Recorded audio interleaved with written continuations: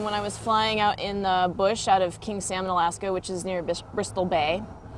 I was living in employee housing, and Zero was tied up outside the apartment that we were in and was totally crazy, and I actually wasn't sure if he was mean.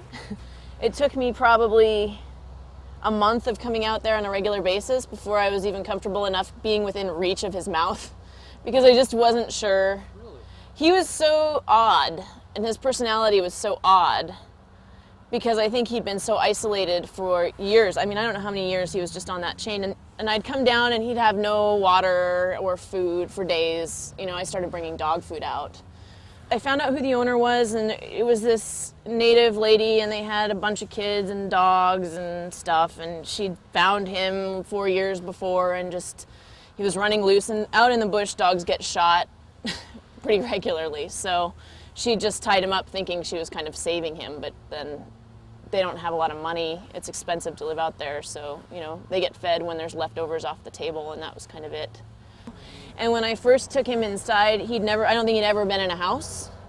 So he was afraid of everything. There was linoleum floor, and he would touch it and jerk his paw back. As winter hit, you know, I mean, he's out there. He had a little hut, like a little dog house.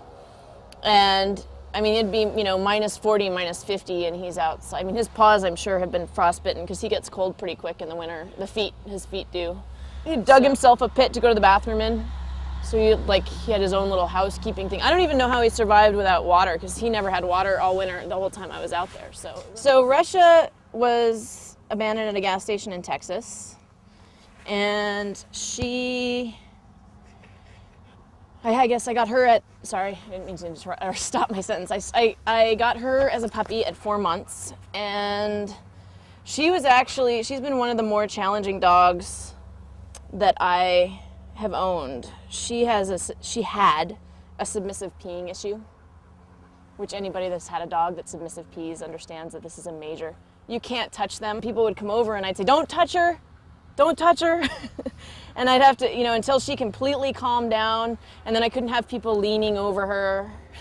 And it was really challenging, because when they're submissive peeing, it's not a house training issue, it's an instinctual thing. It's just an indication that they're not dominant. She's definitely the most protective. I think if I was ever in a bear situation, she's the one that would throw her life down for me, whereas Zero, I think, would just stand behind me. And then if I got mauled, he'd run. I kind of think that's what you'd do. I'm sorry. You know, there's the dog whisperer, and he gets it. Like, he gets dog behavior, and I feel like I'm sort of in a similar boat, where I've just always understood how they behaved, and watching what they do and fitting into their world as opposed to forcing them to fit into ours, which I think there's two totally different mentalities with people training dogs and what they expect out of them. You know, they're not people, but they're very intelligent. Really, I got this to do this with them because it's just an enjoyable way to travel. In the summer, you can come down the coastal trail, and I can go out to coffee, and they get exercise, and I just get a nice ride down the trail.